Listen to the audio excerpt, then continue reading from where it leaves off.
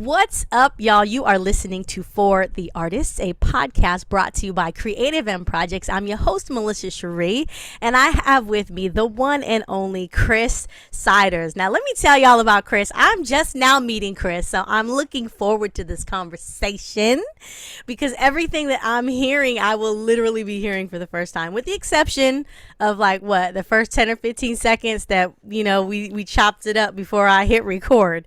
But Chris SIDERS, he is an award-winning Los Angeles-based poet, music producer, and activist, y'all. He encourages his audience members to think critically about social norms and how we subconsciously affect one another through our everyday behaviors. Within his own experiences as an activist, he is able to share his successes and failures, guiding other activists to make positive decisions for the community to flourish.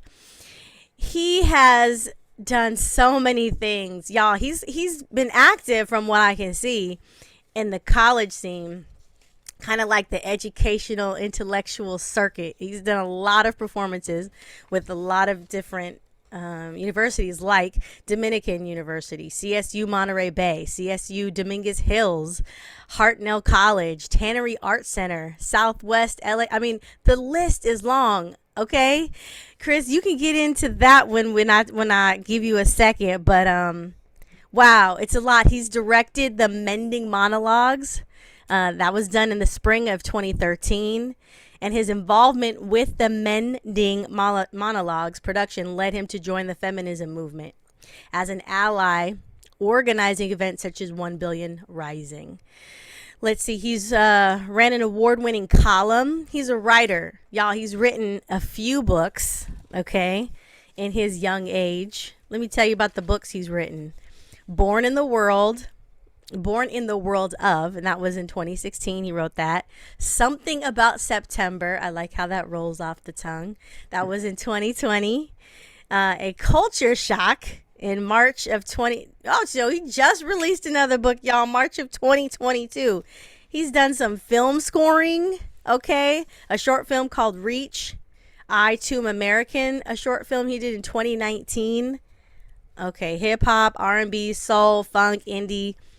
Y'all get the vibe. You're feeling the vibe. There's a lot more to his bio, but you know what? We're not here to hear me talk. I will say 3 words that he uses to describe himself: raw, vulnerable, and honest. Yes. All right, y'all, give it up for Chris. Look, if we was in a place where there'd be an audience, Chris, they'd be like, yes. I'm gonna do that for him, okay? Appreciate the love. Appreciate the love. What's up, world? What's up? So, you know what? We were just talking about the fullness of your day. You had a lot going on today, and your days are consistently full now?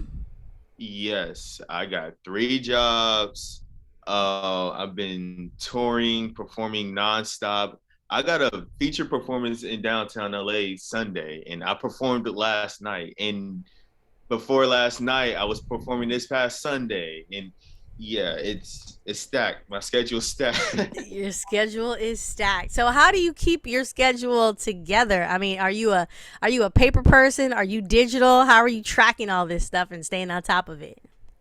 I actually just started using Google Calendar.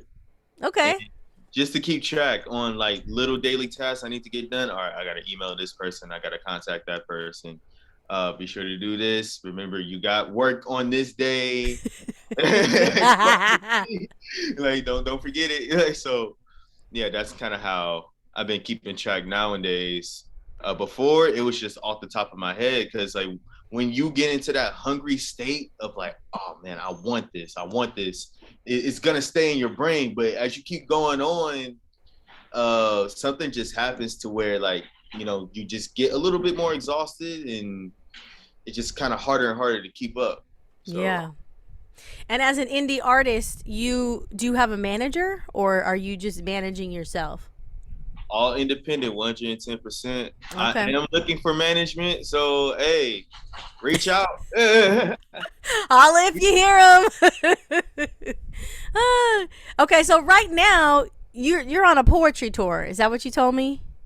Yeah, and it's winding down at the end of this month. Last stop is in Oakland on the 27th, and then I got an East Coast leg in the fall.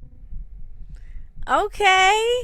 So let's talk about that for a second because I'm sure someone that's listening might be like, how do I put myself in a position to do something like that? Like, where did the idea come from to do this poetry tour? And how did you, get all your dates together in terms of where you're going to actually perform? So ever since I started writing poetry, I always had this dream of like letting my art, my writings to guide me into places I always wanted to travel. So yeah, I just kind of like had that in my mind as I was building my career throughout high school and college. And then when I hit a certain point after college and starting to get paid for it, I started to cold email places, cold email a university, Mm-hmm. organization. And here's the thing, 99.8% of the emails I send, I do not hear back. It's only point 0.1, Yeah. point 0.1. Like, I remember one night I sent like 30 to 50 emails, probably got five hit back. Um, it's a grind, it's a hustle. But the process that I did is I created like a small template of my services. What do I do? My aim for the audience, and I kind of have like a one sheet with all the accomplishments in my bios and everything like that. So it's easier for them to like, oh, like read through everything, have a website, have a video, and probably like one published article or something like that.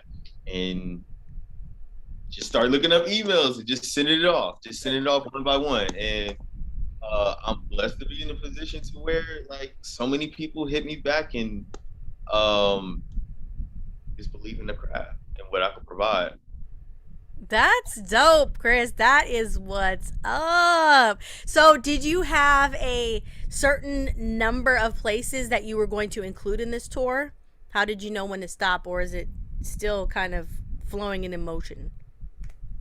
It's funny because like um, I didn't know it was gonna be like a tour until Mm-hmm. March, like a month before. Oh, I wow.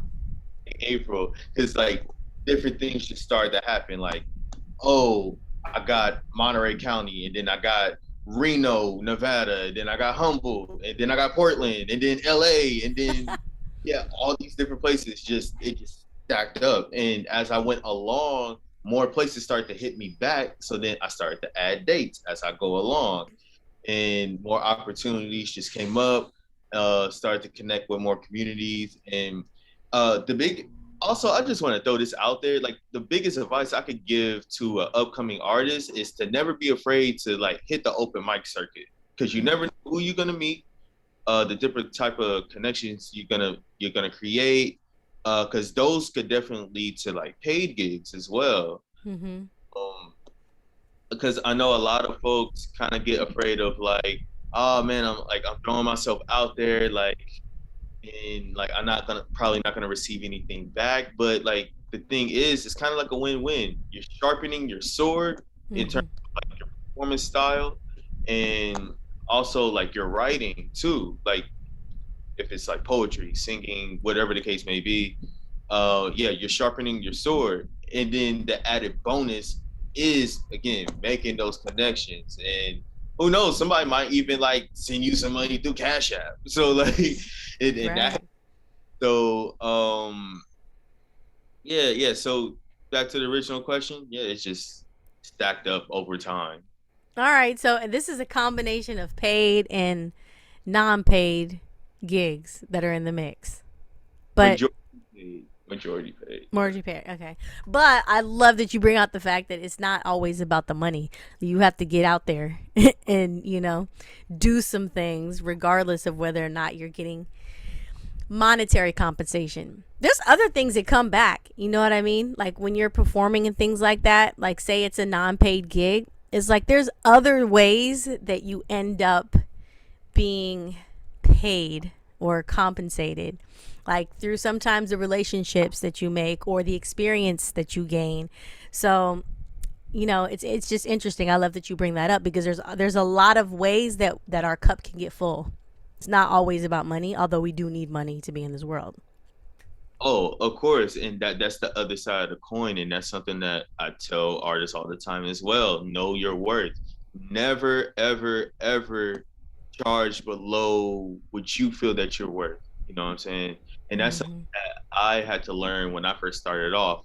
My very first gig, a college, I forgot the name of the college. They was like, all right, we want you to do a 20-minute set with another poet. Another poet's going to do another 20-minute set. So the total time is going to be about like 40 minutes to an hour, like the entire event. Mm-hmm. Um, and they said, all right, how much are you going to charge? And I was like, maybe 200, possibly, maybe. And then they was like, no, for real, what are you going to charge? And I'm 250, and then they said we're gonna give you $400 for a 20-minute set. Just do it. I'm like, oh, cool. And this was my very very first gig. So simple fact, people see that within me. Like you got to see that within yourself. You know, um, and you never know how much people are willing to like give for you to share your story. And Yeah. I had the most like bizarre experiences where a keynote here's an example. In Northern California, a keynote speaker dropped out like 3 days before the event. I got a call because somebody else knew me from somewhere else, like, Mm-hmm. adding value, and going to these different places to showing face. So they knew me through someone else, and they said, "Hey, we will fly you out here. We'll put you in a hotel and give you $1,000 to talk for 10 minutes."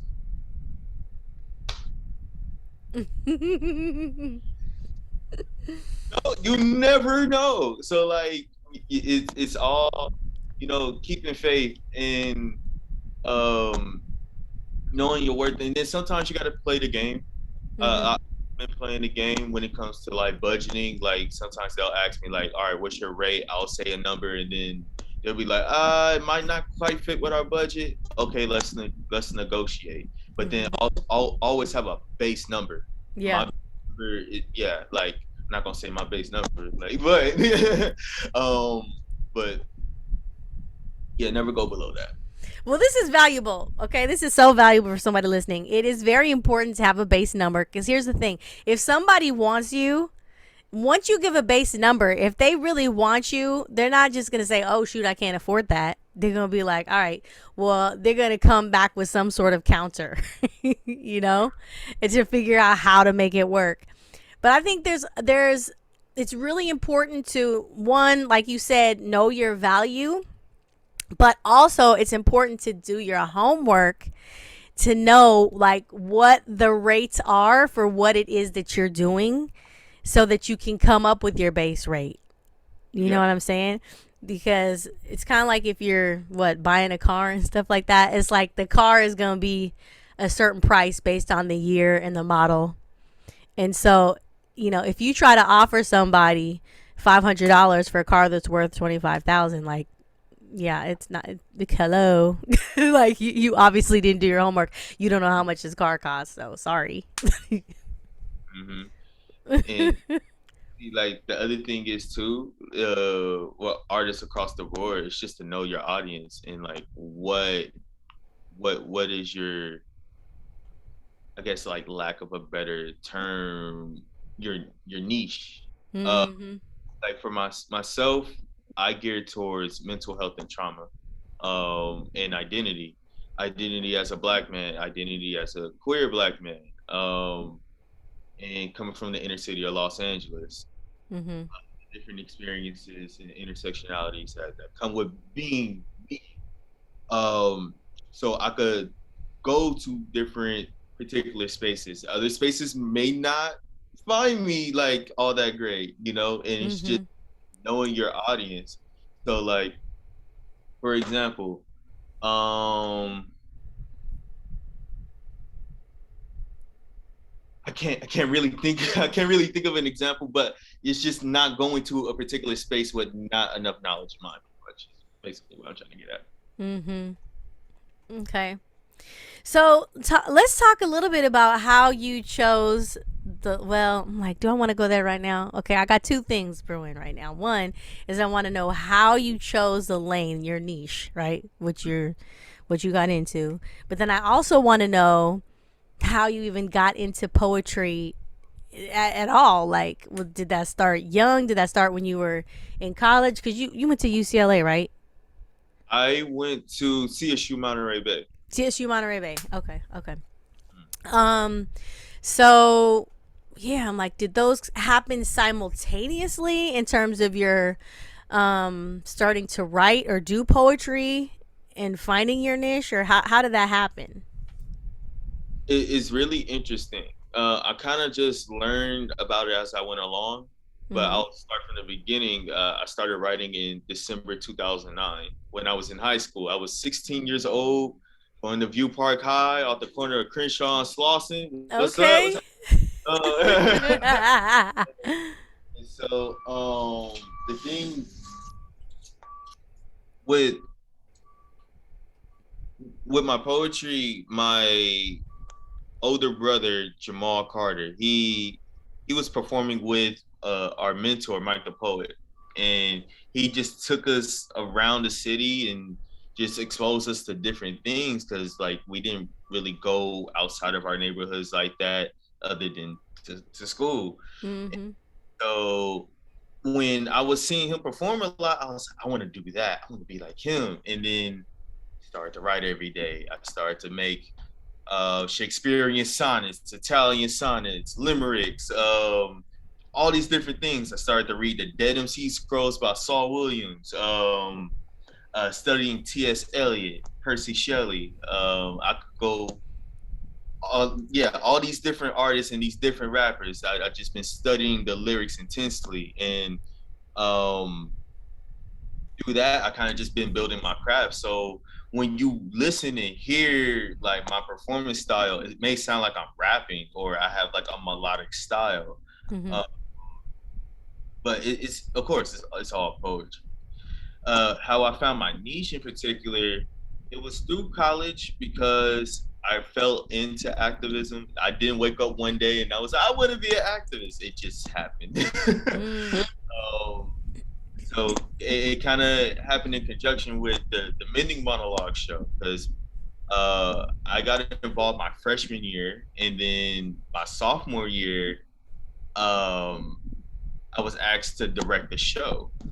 And after directing the show, people, the community tokenized me and was like, "There's the Black feminist guy," Mm. and like, so then there was a great pressure, this responsibility to uphold that now I'm this figure, right? And that's when I started to write more activist centered pieces about identity and like how we fit in the world and different things to that extent. And through messing up, making a ton of mistakes and trial and error, I figured out, yeah, my niche is, yeah, it's mental health and trauma because I've been through so much, and I think a lot of folks don't really share their story. So no matter what I do, I always encourage folks to share their story. It's so bizarre to me that a lot of people think like, oh, I don't have a story to share. I don't have a story to share. Just by you sharing like something as quote unquote simple as like a love story or a crush or something like that, that is your perspective. Mm-hmm. No one else will have your perspective. Yeah. That's how you view it. And that is a story to tell. And there's a power in telling it. I feel like, well, I definitely want to get into, some of the things that happened, the trauma that brought you into the space that you're in. But I find it interesting. I had a conversation recently with someone, and, it's almost like if you don't have some sort of extreme trauma, then people tend to believe that their story doesn't have value. Yeah. Because it's not this there's a perception that goes along with, well, if you don't have anything extremely or severely tragic, then you really don't have anything to say. And I mean, but that's not true. It's like everybody has the story that they have because we were all created to be who we were created to be, and we're all different, and they all interplay with one another, you Yes. know Yeah. So, you said something about how when you directed that piece or that show, that they coined you the black feminist. And Mhm. so, I guess my question is, how there's always that debate: what came first, the chicken or the egg? So it's like, you know, you you ascribe to being a black feminist? Yes. Like, do you label yourself as that now? Right now, no. Okay, okay. Right. But at a time, did you go ahead and label yourself that because other people were labeling you that? Yes. Because I didn't know any better. No one was there to really teach me these concepts about what it means to be a feminist, what patriarchy was, what rape culture was, what all these different concepts and these different systems of oppression. No one ever sat me down and said, this is what it was. So as I was navigating through that space and I was making a ton of mistakes, Mm-hmm. yeah, that's where a lot of some of the trauma and mental health issues kind of came about. Um, for example, this was my fourth year of school, and I was working for Title IX. Title IX, they're on college campuses to bring awareness to sexual assault awareness, and through them, oh, they also enforce racial discrimination policies and different things like that. But through them, I helped out with 1 Billion Rising. Mm-hmm. And so one morning they approached me and said, "Hey, we want you to represent the community by getting on the news and talking about sexual assault awareness." And I'm like, I am not the person for that. Like, I, I'm a man. Like no. And they was like, no, it'll be great. Da, da, da, da. And I'm like, uh, I guess. Like, so, because my whole thing was, I guess since it was someone from the community, Mm-hmm. but um, Hold on, Chris. We lost you for a second, so if you could just repeat like the last sentence or two. oh, Um. so since it was someone from the community reaching out to me, Mm. saying like, "Hey, can you do this for us?" I thought it was okay. So I just said, "All right, I'll do it." And I'm on the news, I'm talking, da da da, and then like random, it kind of caught whirlwind fire, and people saw it and all that stuff. And a friend who at the time was really knee deep into activism as well. She approached me and said, "Hey, you're doing a great job, but you're supposed to amplify our voices. You're not standing in solidarity right now. Your voice is louder than ours." Mm. And at the time, I was so frustrated because I'm like, "What does everybody want from me? Like, I don't know what I'm doing," and like I was like freaking out. And and then like years later, just thinking back, like, yo, like definitely right. Like I wasn't standing in solidarity the best way I possibly could have done it. Mm-hmm. And so, but at the time, it was such a mental game, mental and emotional game, because I just didn't know how to navigate it. Mm-hmm. And that I gotten so many enemies and getting death threats and getting What? into it with police. And yeah, it was a whole thing. I even got falsely accused of sexual harassment, and Oh my gosh. it, it was a lot. It was a lot that year. Wow. Um. So you didn't know how to navigate The mental piece of it back then, mental and emotional. So, have you since then figured out how to navigate, when things are mentally tough or challenging or confusing, when emotions are, coming at you and you're feeling overwhelmed by that? Yes and no. The Okay. biggest thing that I've been learning recent is just take a step back and to understand that I don't owe anybody a damn thing, and Mm-hmm. that's something that we need to tell ourselves is that we don't owe anybody anything on how to like how we navigate with others. But also too, I think humanizing ourselves is like a huge piece, and that's something that I've been really exploring as of lately. So when you asked me earlier, do I like consider myself a black feminist? Of course, I believe in equality, like equity. Mm-hmm. Um, my whole thing, like I want people to humanize themselves and embrace all sides of themselves. Mm-hmm. The quote unquote angry side of ourselves, where we're so afraid to get angry. When anger is not, it's not always 110% a bad emotion. Mm-hmm. You know, when used correctly and utilized correctly. So that's kind of been the thing that I've just been on as of recently. Um, yeah, Well, there's definitely I something hope to that. be said about, yeah, that answers. That answers. There's definitely something to be said about the connection between emotions that we feel and the behaviors that follow or go alongside with those, right? It's like I feel like that's where the mastery is, for lack of a better word, because when you're able to feel an emotion, it's almost the picture I'm coming up is like when you get a cold, right? It's like to some degree you have to allow that cold to take its course until it like actually flows through your body and is gone. And there's things that you can do to help move it along faster, right? But you still have to wait for that cold to subside or go. And it's kind of similarly with emotions. It's like emotions will come and it's like, we kind of have to allow ourselves to feel those things and let those things subside, move along, or help them to do so, versus just lingering and staying in that space and maybe getting into a behavior that's not healthy for us or somebody else. You feel me?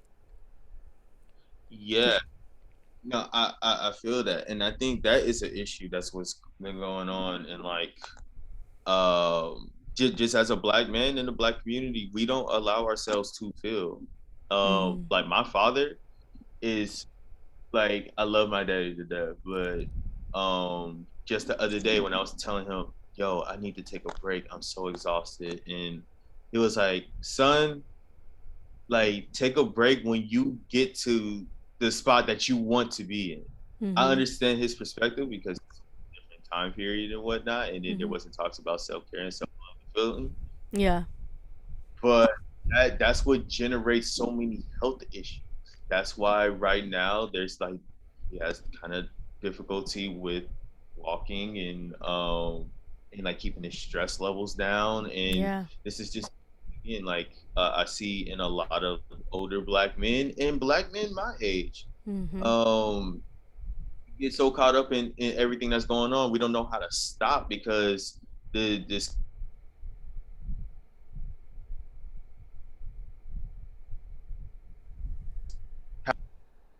you know You went out again, but you said we don't know how to stop, and then yeah. yeah, we don't know how to stop because this capitalist society is the driving force of like, no, you need to keep going, you need to make that money. Like Yeah. you ain't making X amount of money, then like you ain't doing nothing. And Mm-hmm. when the truth of the reality is, like we're creating universes through our art. We're Mm-hmm. creating galaxies. You know, we're tapping into different things that you know that's not visible, Mm-hmm. and that's something to be embraced. So Yes, I love how you articulated that, Chris. I'm vibing with you because it's the invisible things that there's so much power and strength in the invisible things. It's the invisible to me that brings about the visible. Mm. And so we cannot neglect to pay attention to those things that we can't see with the naked eye. So, yeah, I feel you on that. Yes, And if it's not yes. money, then it's this illusion of success, that society is driving people towards, being or looking successful in whatever lane they're in. Yeah, yeah.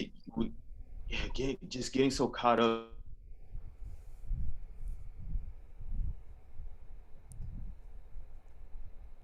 up in like Wait, you said with the getting so caught up. You went out again. You said getting so caught up in what?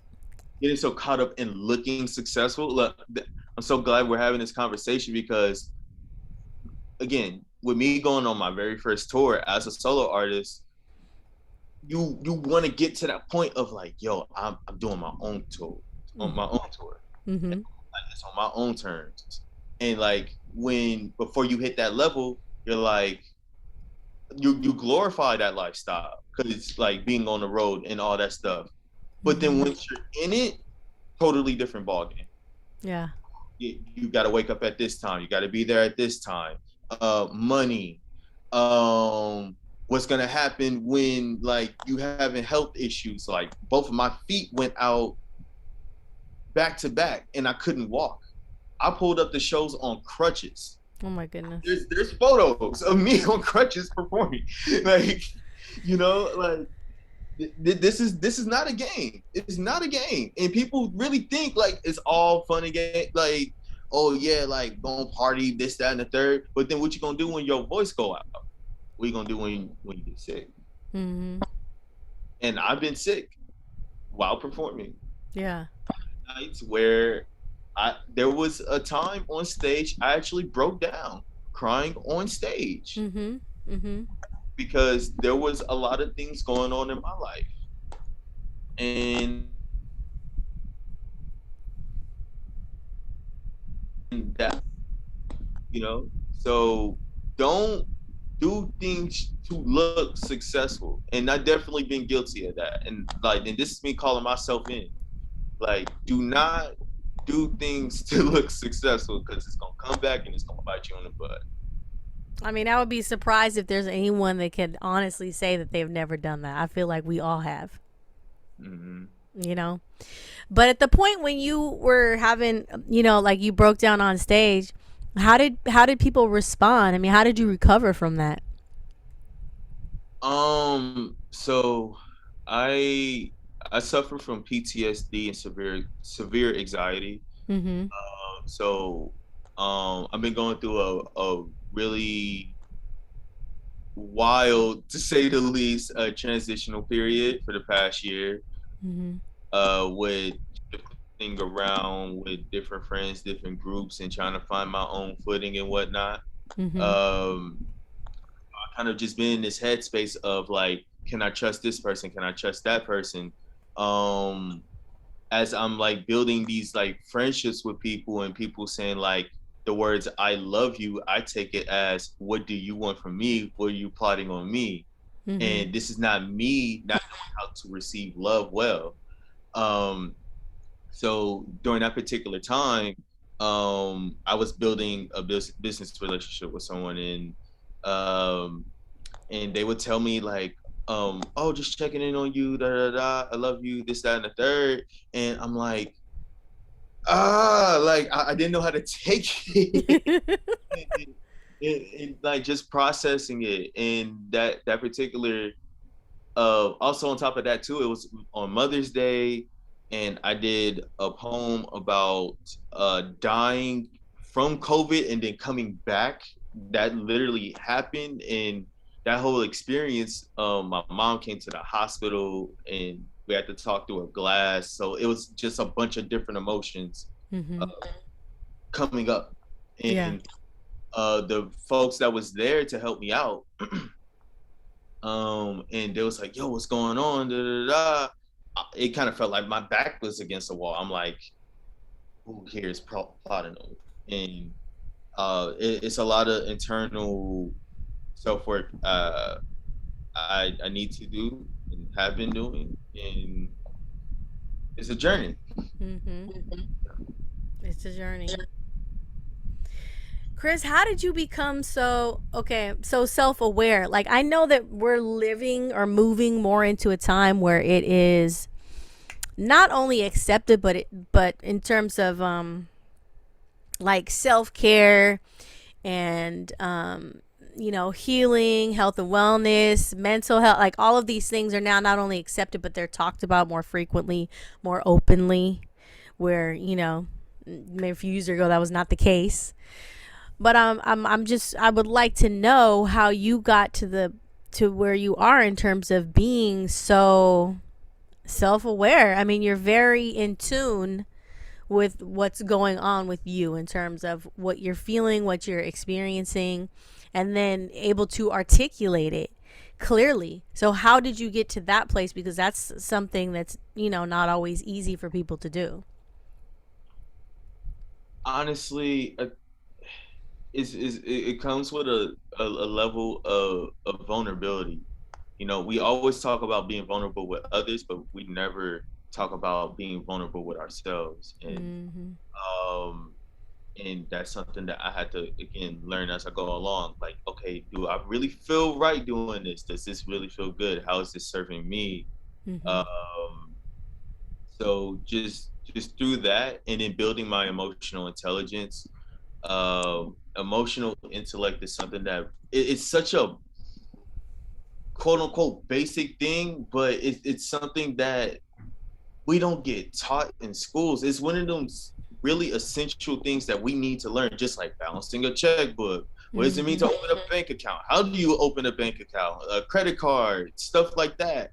Like those are things that really needs to be implemented in our K through 12 schools, because like we're just going through life just emotionally and mentally like messed up and don't know how to navigate it. And then when the situation comes about, then the person on the outside is like, you're a messed up person, you're this and that, and da da da. Little do they know, they don't know how to navigate things, you know. Mm-hmm. Yeah. So so for me, yeah, in short, um, understanding what emotional intelligence is, trial and error, trial and error. Like I messed up so many times when it comes to cultivating relationships with people, my business relationships, Mm-hmm. um, falling on my own face with myself. And it's kind of just like building your craft when it comes to artistry. You're gonna make pieces that you don't like, that you messing up, that you probably not conveying well from your Yeah. point of view. Mm-hmm. But then as you keep going along, you're sharpening that sword. Again, with open mics, you're sharpening that sword. You're developing better relationships with your craft and others. So Okay, look yeah. at you. So I mean, you're serious about it. You talk about having PTSD and anxiety, but every time you show up, literally show up to do a show, it's like you're working through that because you have to face that every single time to some degree. Yeah, Yeah. and that's the difficult thing, because like you got to put yourself back in a certain place to perform a poem. That's Mm-hmm. why, again, back in May when I had that breakdown on stage, I had to put myself back in that space where everything went black and I only saw pink, white, and blue lights, and I felt like I saw God for the first time. I had to Mm-hmm. put myself back in a place where I could only talk to my mom through a glass, Mm-hmm. like for an hour, and like getting sent home with an oxygen tank and can't move beyond my room because my heart rate would shoot up. Mm-hmm. So that's the one of the most taxing things about being in the spoken word poetry business that no one doesn't really talk about. Like, oh yeah, I'm gonna just write a few poems, a couple little poems, da da da, like, and then mess around, joke around. But then no, no, just like every industry, this deserves respect. Like you gotta respect the game. You gotta respect the craft. People put their heart and soul into it, and it's just as hard as music, if not even harder. Yeah. Because when you put a spoken word album out, who realistically, who's really listening to spoken word albums right now? Are you gonna really like put on Spotify right now and listen to a spoken word album versus a Kendrick Lamar song? Mm-hmm. Which has the best of both worlds, lyrics and Yeah. something just straight up acapella. Mm-hmm. Mm. Captivate the ears. Yeah. Really difficult. Well, and you're also, you're definitely speaking to a very, I want to say select, but for people to understand what you're saying and where they've got to be at a certain like frequency almost to really get and fully understand or grasp what it is that you're saying with just words, because music, it in and of itself, in terms of instruments and instrumentation and things like that, that can sometimes be a distraction. Oftentimes it can. You could just bob along and catch the beat and just keep going, and then you'll miss the message because you're so distracted or caught up in all the music. But when it comes to poetry and it's just the words, you don't have that distraction. Mm-hmm. Yeah, yeah. Like it's all on you, the story, how you perform it. Because like yeah, with music, you could like have fun with it. Like you could trip on a word or two, and somebody might not really even notice it. But once you mess up on stage, they notice right off the bat. It's funny. Like I kind of don't believe people, and this is something with myself. I don't believe people when they be like, "Oh, I didn't know that you messed up." I'm like, so you didn't notice when like it was one awkward word missing, like so like I don't believe that, but it's cool. It's cool though. Maybe like I'm just kind of hard on myself, and like I do have a history of that. So Chris, maybe they didn't notice. I don't know. But hey, I think I was reading some. Was it in your bio or something that you sent me? You yeah, were you were homeless. Were you homeless yeah, at one point in yeah, time? yeah, Wow. yeah. Okay, and that was recently or a while That back. shortly after I graduated college. Um, Whoa. Okay. it was a case where I put the community's needs before my own. And Mm-hmm. in being so wrapped up in the activism space, everyone was like, again, putting me on a pedestal, Mm-hmm. tokenizing me, and like Mm-hmm. saying this black feminist guy. And again, just to clarify earlier, with me not owning the label of a black feminist, um, I do believe in equity for men, women, and all genders. Just want to make that abundantly clear. Mm-hmm. So it's just that where I'm at right now, I'm focused on humanizing self and humanizing in the need for that and for that conversation to come forward. Because again, that I feel that's overlooked. Um, so um, yeah, and again, this is one of them cases as to why I'm focusing on that, because no one was telling me that it's okay to take a break. No one was telling me that like you need to love yourself and yeah, put yourself before others and make yourself the priority. Because I made the community a priority. When things went crazy, went left, no one was there Mm. to really help me out. So I was standing outside of the my college cafeteria asking for money. Some Mm-hmm. days I got money, some days I didn't. Some days I ate, some days I didn't eat. I had two jobs. I got fired from one job. The Mm-hmm. other job I was at, someone sexually assaulted me. Um, I was living in like basements, garages, tile floors, Mm-hmm. going on bus to bus with like dirty clothes in like a trash bag. Um, it was a tough time. It was a real tough time, and And I kind of felt that if I didn't do what I could to like allow myself to feel, I wouldn't be here right now. I really would, Mm-hmm. you know. So I always encourage my folks like, yo, don't let nothing bottle up. Like get it out the best way you can, or you know how to. Mm-hmm. That isn't like destructive. Yeah. So How did you find your way out of the homelessness? it took for me to understand myself, build self worth, and build self love. Because, um, long story short, one of the projects that I was working on was um, I got an offer to go on tour with a play that I co-written and directed, Mm-hmm. and it was so difficult to bring the pieces together and um, again putting community needs before my own. I ended up dropping it and just saying, all right, I know what I need to do. I need to go home. Mm-hmm. So all my folks, I said, hey, I'm gonna save a little bit more money to like buy a one-way flight home. I'm coming home, and that's just kind of how that happened. And yeah, and that's how I got myself out of that situation. And really, it was God too. God, literally a week or two before, because I was kind of teeter tottering, going back and forth, like, all right, maybe I should stay. Things are kind of like calming down, being cool again. Um, the weather started to act up really bad. I had bad run-ins with people that was threatening to fight me Mm-hmm. randomly, like strangers I don't know that's just on the street.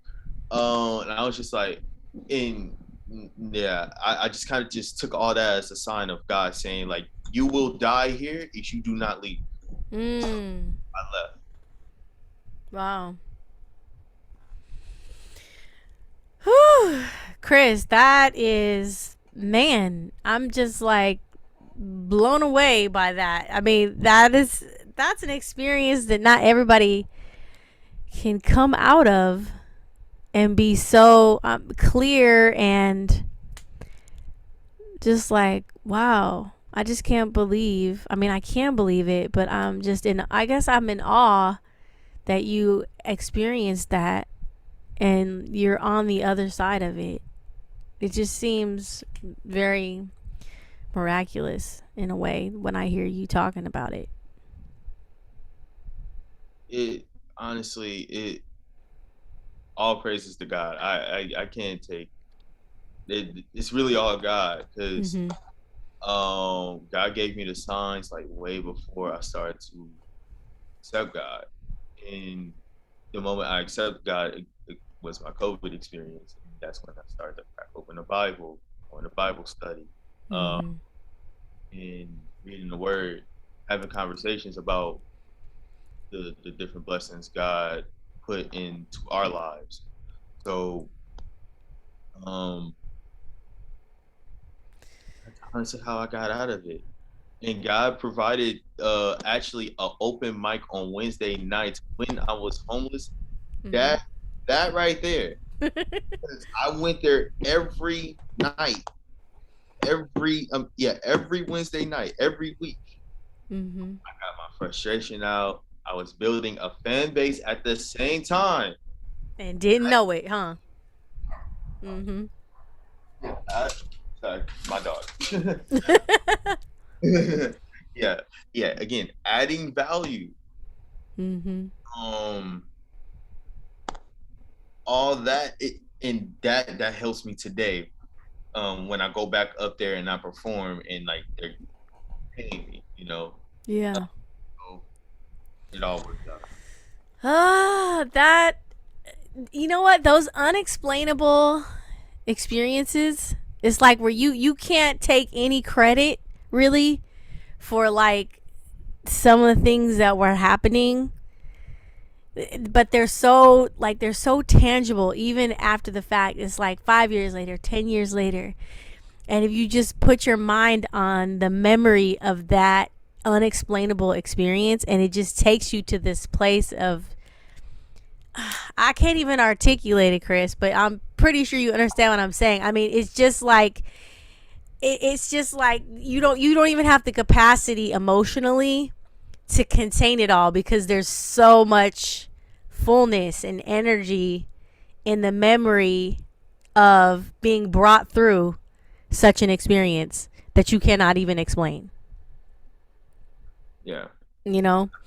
But I guess my question to you now, and we're going to be wrapping up pretty soon, but what are your safe spaces now? Like, have you found, like, that you have safe spaces that you can go to? And when I say that, it doesn't necessarily even have to be a physical place, but it's like when you're emotionally getting tapped, when you're spiritually feeling low, um, when you're mentally just like at odds.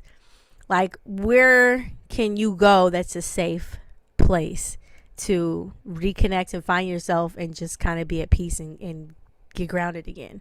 Do you have that? That is a work in progress. I can't answer that. I don't know. And that again, that comes with being in this transitional space, this transitional period. And again, that's something that I had to be vulnerable with myself. I can't tell a lie and say like, oh yeah, like I just journal in my book, or I go out and perform and all these different things. Even though all that really does help, and then my music helps, Yeah. it doesn't completely absolve the whole mental gymnastics that's going on in my brain. Like Mm-hmm.